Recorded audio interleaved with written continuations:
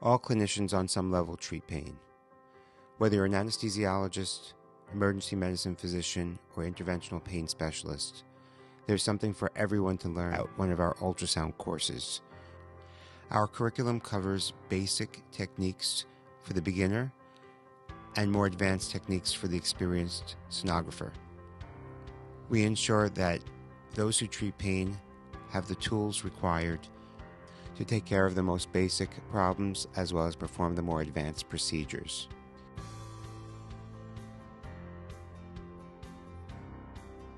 Our courses are open to all clinicians. We offer CME credit. We plan to do courses abroad as well as in the United States in the coming year, and we hope to see you there. For more information, go to painexam.com/events or nrapain.org.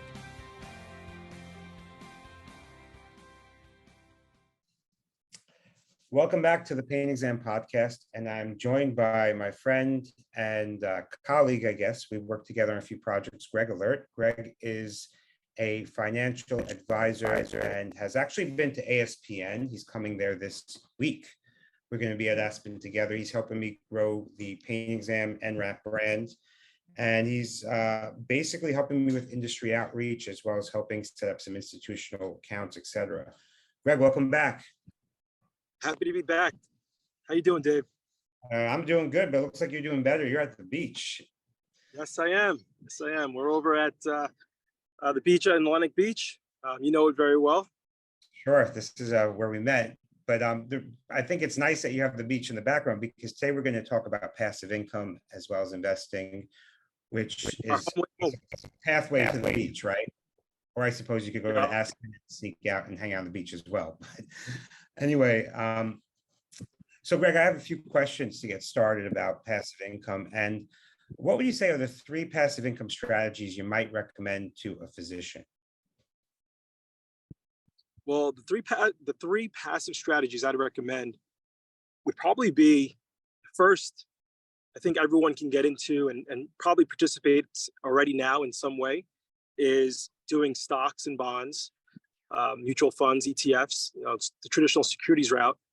And then there's, of course, real estate, something that I guess is one of the oldest investments in history, right? Is the place that you live or a place that you can rent out. So real estate's key. And last but not least, it's something that I think many physicians do naturally or throughout their career, is maybe have a small business, have their own clinic or their own office.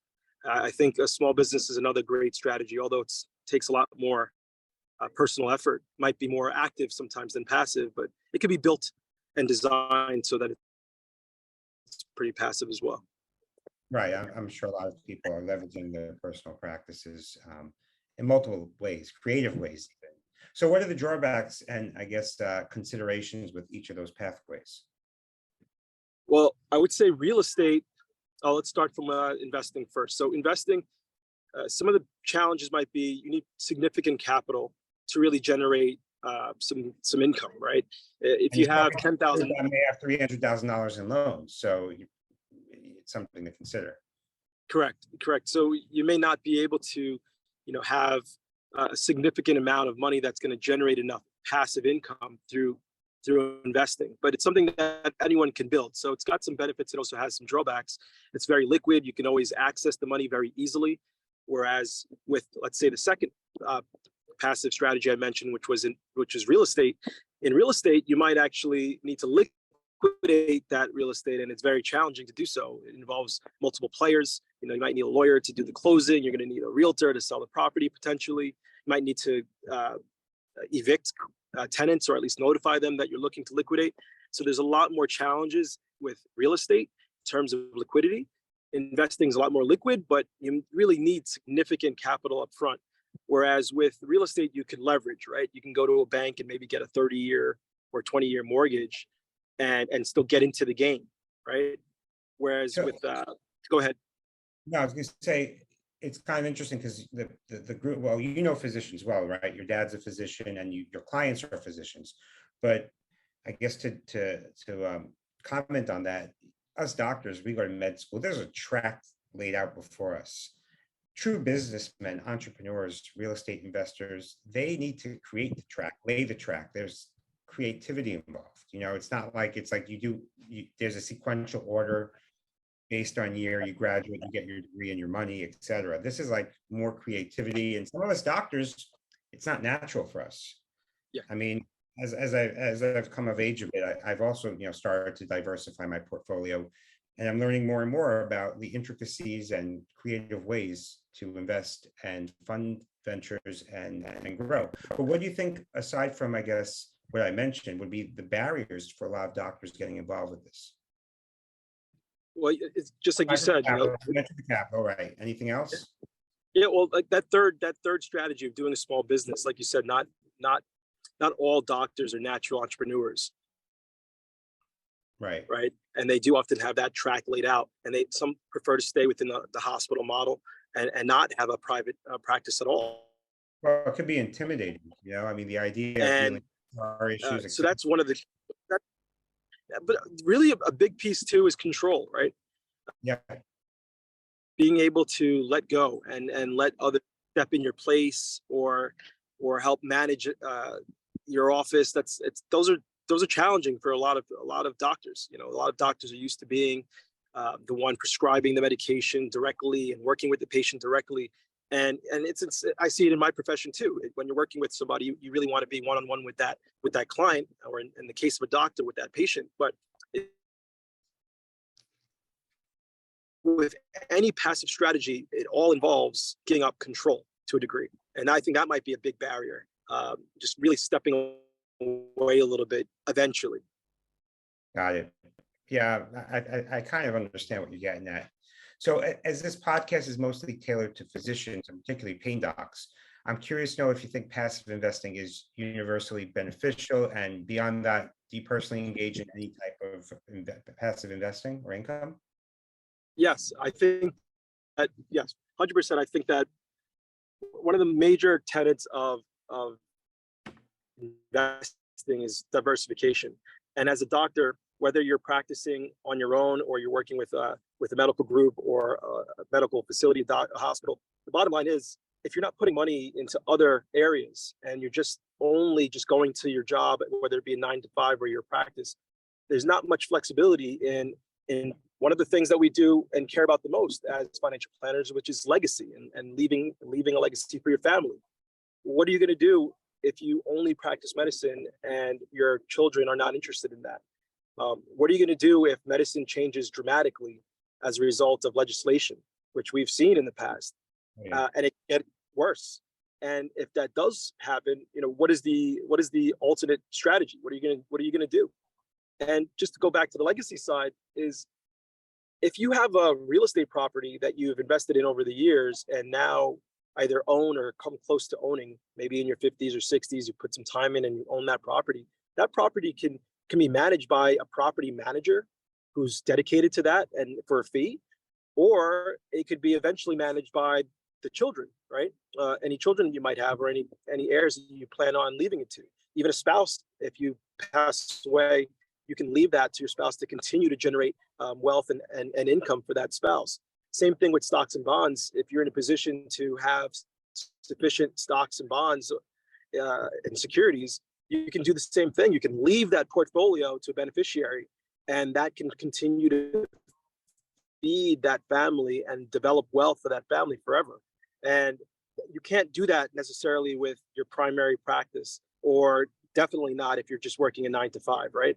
So I think having other avenues beyond your either small business, which can be, as a passive income, but just to say it's not, let's just say it's your primary position, or you're working in a hospital. Either way, I think it's so important to have the diversified portfolio of income sources.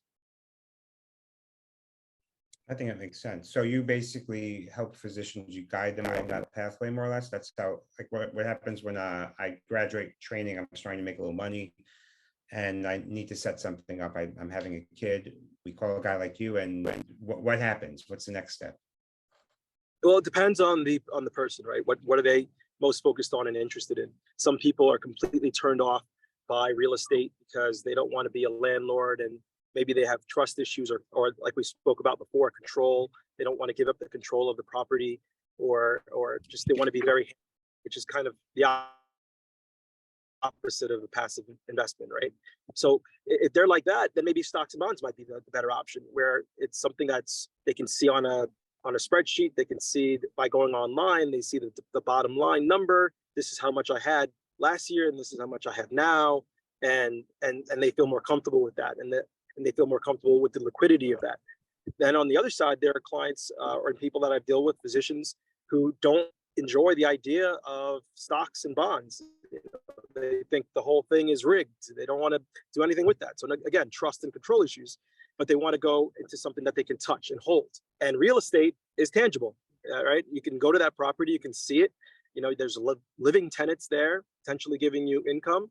So it's really different strokes for different folks. You had asked if I personally do any.